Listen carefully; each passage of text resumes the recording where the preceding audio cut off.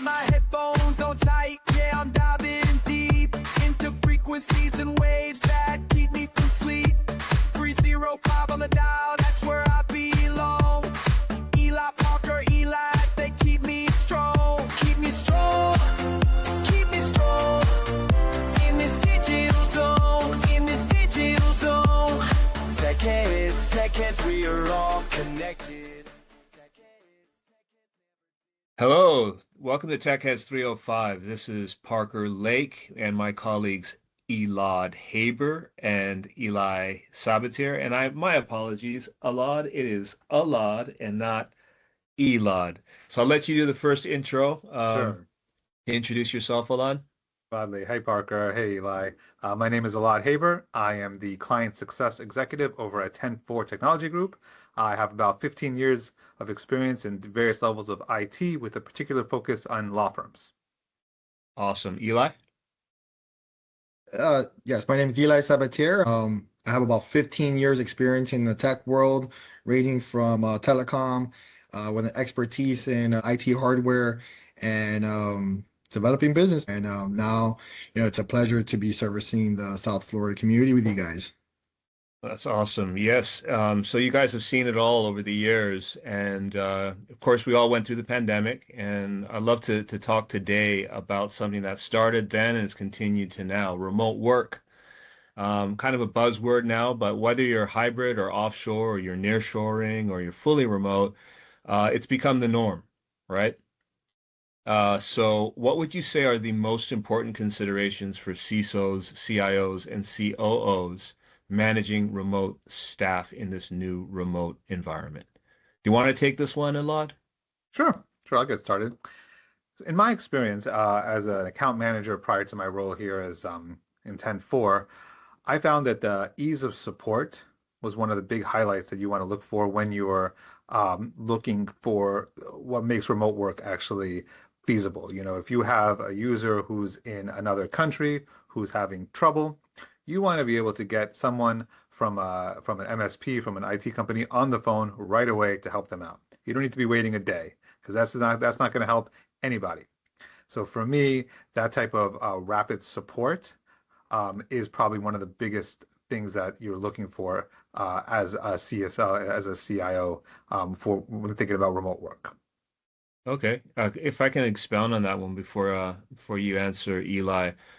Elad, how does that work, right? So now in practice, it's great to be able to respond to people right away. But right now it is 1 p.m. in Miami. Right. Well, it's 1 a.m. in Beijing, right? In Beijing. Yeah, right. So it'll be the same. It'll be the opposite if it's 1 p.m. there, it's 1 a.m. here. So how without having someone up all night, how do you make that work? I think we just, it's that old axiom, the world is flat. So the part of being is small, not really, but in well, tech, we have a controversial topic no, today. No, it's this idea of having a sort of distributed workforce. Okay. For a successful company, a successful support company like an MSP, you want to have people all over the world. You want to have people with various shifts. We're not necessarily a hospital that's working 24 hours a day, but you want to definitely have a plan for if someone does have an emergency at 1 a.m. Okay. And that's something that can be discussed as part of a business plan. It doesn't have to be sort of a BDR, business disaster recovery, just as a regular course of business. How do we deal with that? And it'll be different for every client. Yeah. But as long as there's a plan, I think that there's a solution. Okay, so good. Eli? Yeah, and that's a couple extra excellent point there, Elad. In regards to money doesn't sleep, right? That's the old Wall Street narrative, right? That while you're sleeping, we're working, right? And one of the biggest things is for a company when they're choosing their MSP or building out their IT department is what makes sense for our business, right? So if you have a business that you're for example, like here in Miami, we're heavily into logistics, right? And logistics has different time zones, different areas, different continents, right? If you're doing business in China, if you're doing business throughout the Latin America, which is a very common thing, you do have different time zones you have to consider, and you do have people working. If you have remote, some some companies, some countries, when you're doing business with them, you need to have some type of presence in that company, right? That's just the way things right. And if you do have presence in that company, or you do have representatives or remote workers working over there, and something happens to their, computer, or something happens to network or whatever they're having, or they're glitching with their CRM or their ERP system, you want to make sure that you have somebody on the phone so you can be able to take care of that. Because the narrative that, we'll take care of it at 8 o'clock in the morning the next day just doesn't work when when you have somebody and you're paying for their salary remotely in another part of the world. That's lost revenue right there. That's lost money. That's potentially a customer that's not going to be serviced. So it's very important to understand your business and to have a plan in place that makes sense for your business. And it all starts with IT. IT is what connects companies to their customers, customers to their vendors, and overall, it's the river towards revenue, right? So very important. Absolutely. And it's a great segue to something that I heard recently. I believe it's Meta that is planning to integrate their HR and their IT departments. And this has to do with what you were saying. IT is the backbone of everything. And so much of what we do deals with managing personnel, right? Nowadays everybody has, in an office environment, at least even in a hybrid environment, their interaction with the world is through these devices, right? So that's, in a way, that makes us IT people HR people. We're managing HR in the sense that we manage the window with which they interface with their work. So I think it's interesting to see where this goes. As there's more remote work, are there going to be more integrations with other departments that could not have really been thought of before? Okay. So now, another hot topic today, guys, that I'd love to broach with you is, of course, AI, right? Everybody's talking about AI. And obviously, it's become a hot topic in popular culture, and it's impacting all areas of business. How have you recently seen this play out in IT? You want to go first, Eli? Yeah, I mean, AI is such an interesting topic, right? Everybody, it's like the buzzword, right? Right. If you were in IT a few years ago, everybody was like mining, crypto mining, right? Yeah. And it's still a big topic, right? But I remember during the pandemic, and everybody was buying off every single switch or every single piece of hardware they could find. Even if it was a Cisco switch that was being sold 10 or 15 years ago, everybody was buying everything they could possibly get their hands on, because they were building out these farms, these crypto mining machines and everything, and they were just mining and just gathering stuff. And that was the buzzword back then. And now there's been a shift towards AI. And the term automation has always been around for a Yeah. long time in our industry, but now we're trying to figure out how can we automate, how can we do tasks simpler, how can we get information faster.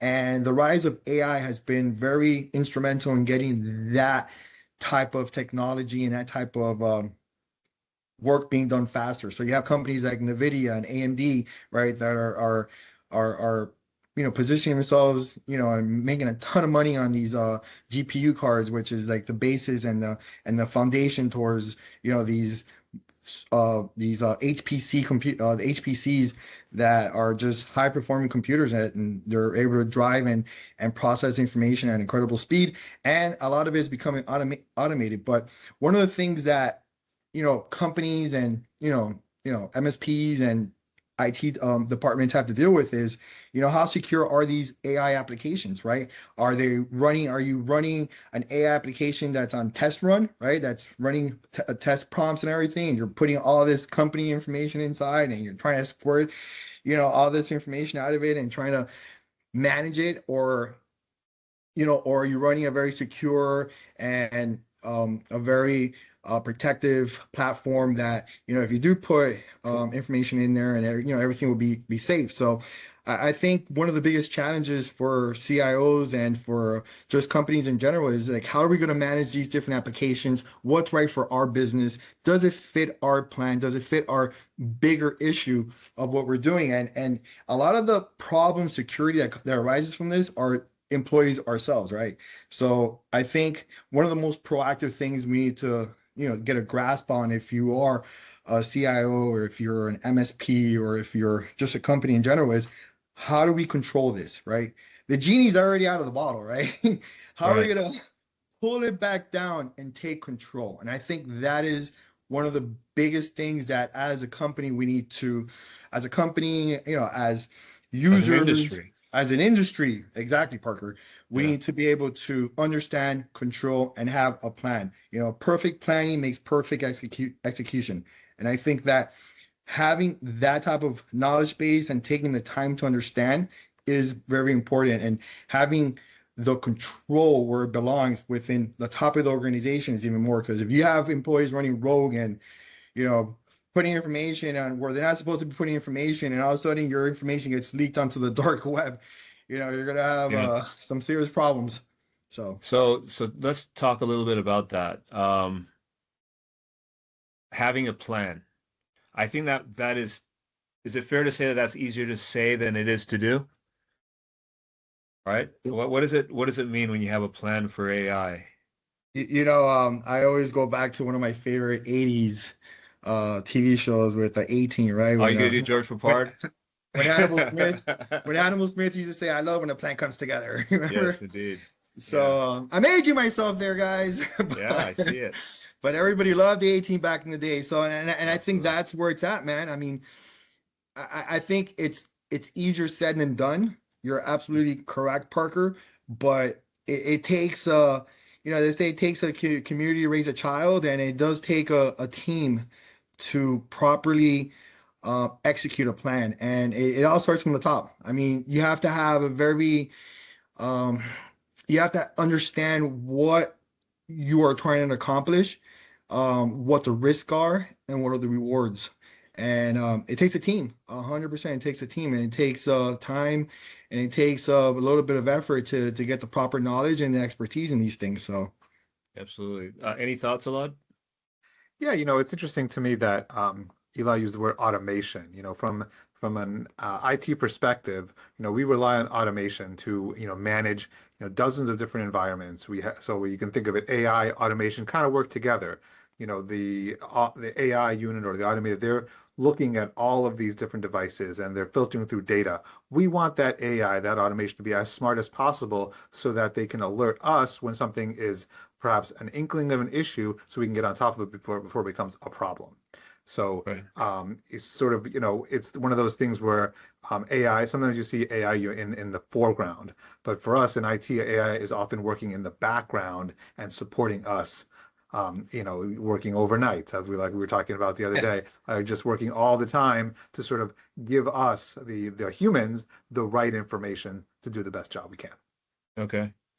What I'm hearing here, guys, is if I were to distill it all down, whether it is automation or you're dealing with planning, that to me all stems from documentation, right? yeah, So if you have a process that's not automated, that's being completely done manually by employees, and it's just a process that you kind of have in your mind, and everyone goes about the business because they have been spreading through word of mouth what they need to do up until this point.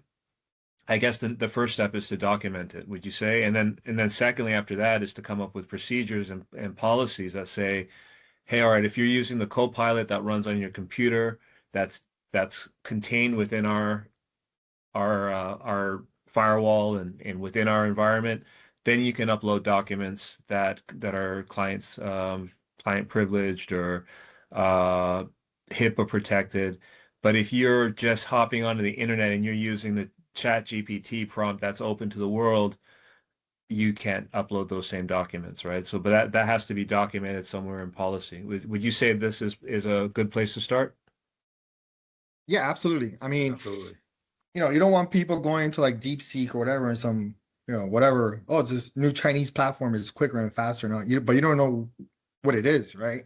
And I think that, it all starts from the top, and there has to be consequences, and there has to be accountability, and it has to be, the organization has to keep up with the Joneses, and it has to be able to properly forecast these type of risks. And in the age of AI and the age of phishing, the age of whaling, and all the other types of cybersecurity. And just to go back into what we're talking about, just to bring it all into the conversation with the remote worker, right?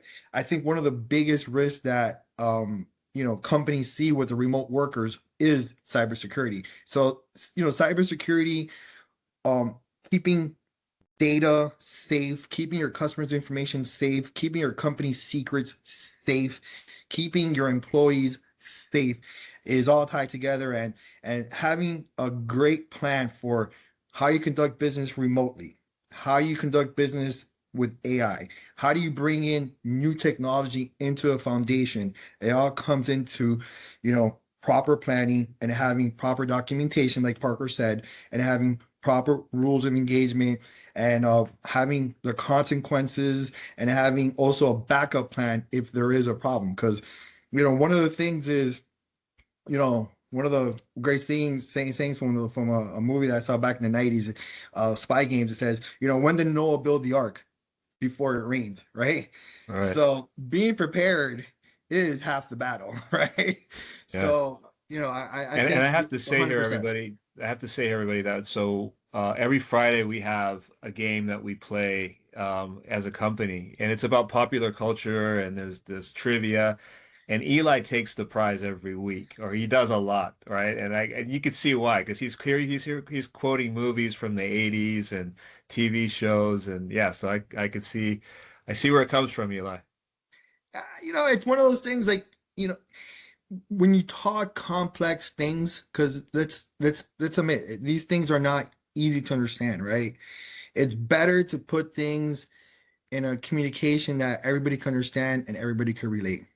Right. And I just think that you need to, when you talk tech, and that's one of the things that I'll bring, every week and every time we do one of these podcasts, is I try to bring the conversation as high as possible, so we don't intimidate, and you could kind of relate to it.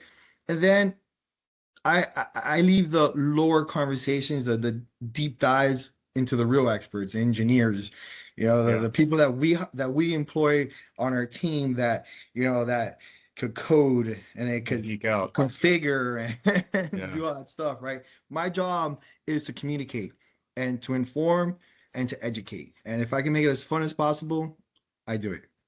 So on that topic, and that's a great description of our industry, because it can get very complex sometimes. But I wanted to ask both of you guys, we talked a lot about cybersecurity and getting company information out there on the dark web. And I think for a lot of people, that's still pretty abstract. At least I see that in the business development world. I'm talking to a business stakeholder, and they're not a CISO, or which is a chief information security officer, whose specific role is protecting the company. They're an office manager, or they're a COO, so they have a lot of spinning plates.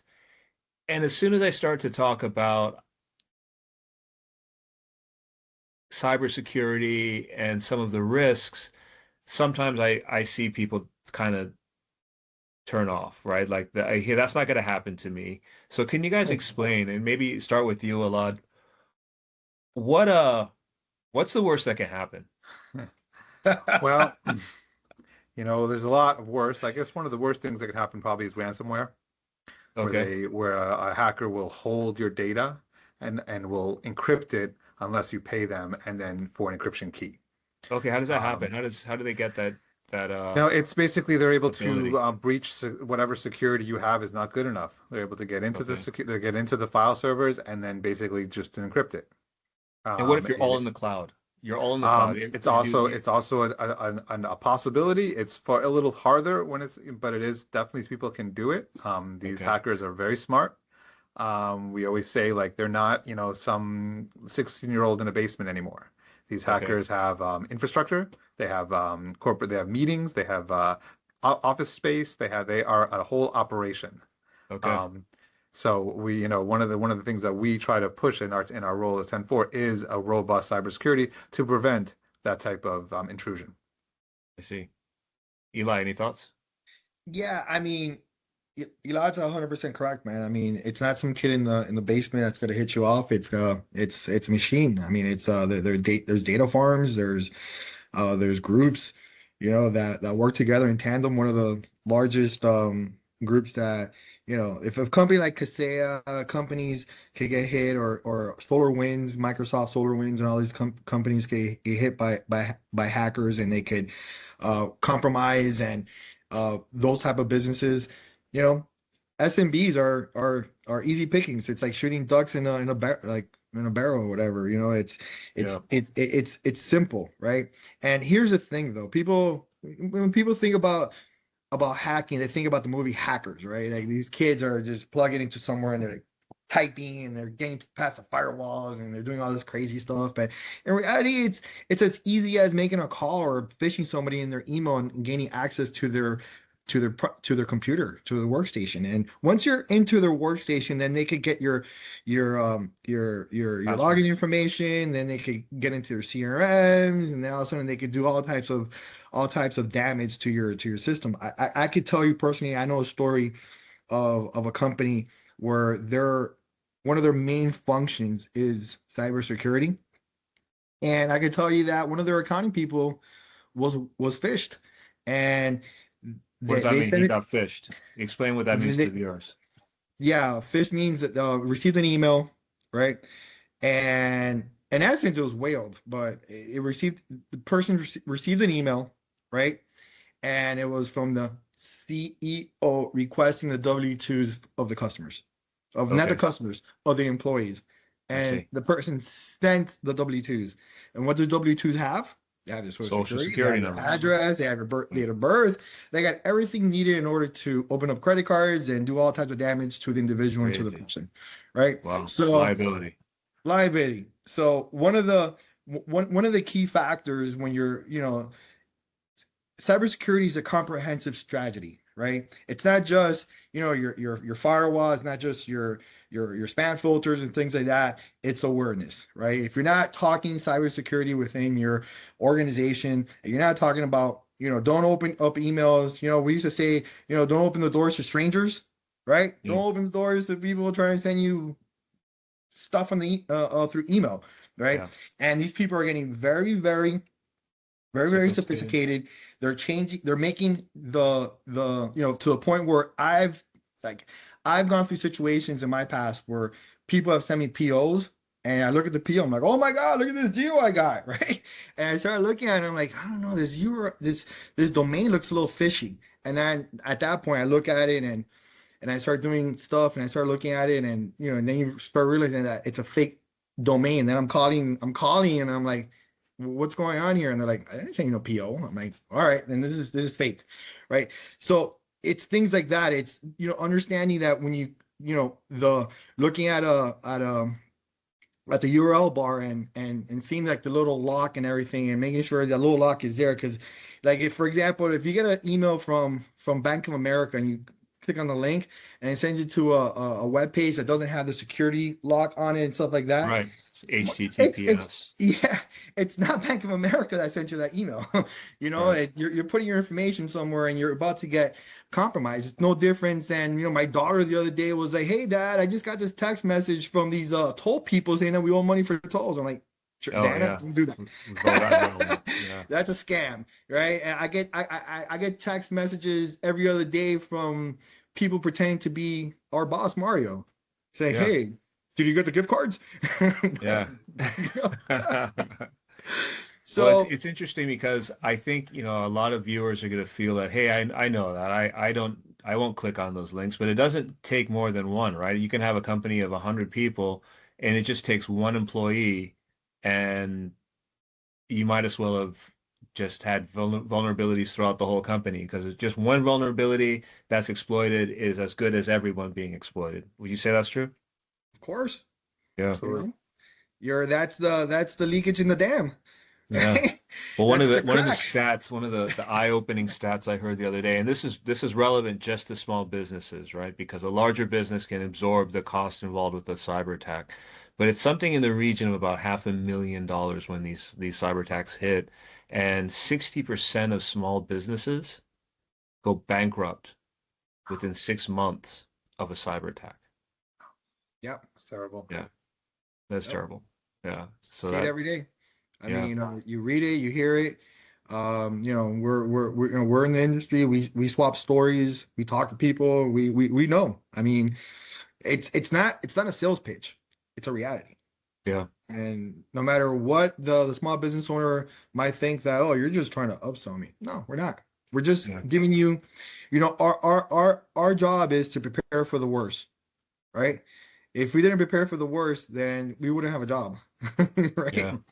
Well, I kind of think of it differently because one of the things I always try to do when I'm out there is not there are lots of different ways to promote your services, and one of them is using that fear, that uncertainty, that doubt, letting people know that there's a risk. Um, I always feel that it's really hard to communicate that. Years ago, I started selling in the physical security industry, and this was years ago, and I realized quickly that people don't imagine, they can't envision themselves getting robbed, so they don't want to put an armed security guard there, right? It's just one of those things like, why am I paying this guy? I'm not going to get robbed. It's not going to happen to me. So one of the things that I often look at is the holistic approach that a managed service provider of IT needs to manage: the email, the Wi-Fi, the firewalls, the policies, making sure that everything is in place. And then through doing that, you end up being more productive, right? You're more professional. And as a side effect, you're also protected, right? So that's the angle I usually take. Just because, even though I think it's important to accentuate how dangerous the world is, I just think some of those people just don't react to it. They just can't imagine themselves getting hit up for Makes sense. $500,000 and going bankrupt. Yeah, and you know it's funny though that you say that because yeah, 100%. But and I precedent this with a but, and it just takes Yeah, one time, one time to ruin your reputation, one time to potentially get sued by all your customers because if yeah, you're not taking the proper steps to protect their information, then you're opening up yourself to litigation. And then it just takes that yeah, one opportunity to get ransomed or taken for a ride. And that's just yeah, I mean the whole ransom thing, just think about it. Like you're getting ransom so you get access to your information, but they still have your information. yeah. And they'll hit you up So, again, from what I understand, right? Once you yeah, get hit from a ransom attack, you're likely to get hit again by that same hacker once you make the payment. yeah, they're a bunch of bullies. Yeah, And you're like the kid in the playground, and you know a good MSP is you're the bully protector. Is telling the bully, get away. yeah, He's with me. He's with me, right. right? And So just to clarify, these guys don't ask for money to be sent by Zelle, right? It's no, Bitcoin. it's crypto. It's yeah, it's Okay. So if you don't have crypto, you're transferring money, you're basically purchasing crypto, and then you're going to send crypto to a hacker to their wallet that they told you, and that's it. And then it's up to them whether they give you access to your environment or not. It's their honor system, right? yeah. I mean, it's yeah, it's a brave new world, my friend. And Yeah. the best thing is, like I said, the best way to prepare for the storm is to prepare before the storm. And you know, we live in Miami. We understand hurricanes, and every year we go through the same drill and preparedness. And it's no different than anything with our business, anything in our life. You know, we have children. We prepare to send them to college, right, when they're born. We you know we as soon as we start working, we're preparing for retirement. And I think that's no difference than anything else. If you own a business, you should prepare your company to be as much prepared to a cyber attack or prevent a cyber attack or, to make sure that everything is running as smoothly as possible. Because, like I said, like we said before, your IT is the river to your customer. It's your revenue stream, right? It's how you connect with vendors. It's how you connect with customers. It's how you do everything, how you process, how you collect. Everything revolves around IT. A smooth running, proper IT is a smooth running company. Yeah, totally agree. And Elad, now you used to work with law firms, right? I mean, you used to work at a law firm. You managed a law firm as an office manager and then before the head of IT. Tell me, a lot of law firms are going to be listening. What's unique in that industry when it comes to cybersecurity and remote work? Well, there's quite a few, quite a bit. But I think, lawyers live and breathe out of their email. So, whether they're communicating to the court or whether they're communicating to other attorneys on either side, they want to make sure that that is flowing properly. So, I Yeah. would say we want your cybersecurity, whatever platform you're using, whatever email filter you're using, with spam filters, for example, to block out the bad stuff, but let in the good stuff. So that does take a little bit of requirement. A lot of there's AI in that space right now that does a lot of that Hmm. for you. But as we were talking about earlier, sometimes it needs a little bit of coaxing and Human instruction. intervention. Human intervention, exactly. It learns. It Okay. learns based on your habits. So, just so that's one thing to always keep in mind when you're using an AI for a spam filter. It may Mm. not be perfect, so you need to keep an eye on it. That's why they have those digests that come out, and it's just a lot of communication is necessary with your IT company. Okay. All right, guys. Well, I think that's a wrap for today. Um, this was the first episode, so very, Great very happy to discussion. be here with you guys. A great Yeah. discussion. And let's go out there. It's a brave new world with remote work and AI and various different things. Diving deep into frequencies and waves that keep me from sleep. 305 on the dial, that's where I belong. Elad Parker, Elad, they keep me strong. Keep me strong, keep me strong. In this digital zone, in this digital zone. Tech heads, we are all connected. Tech heads never disconnected.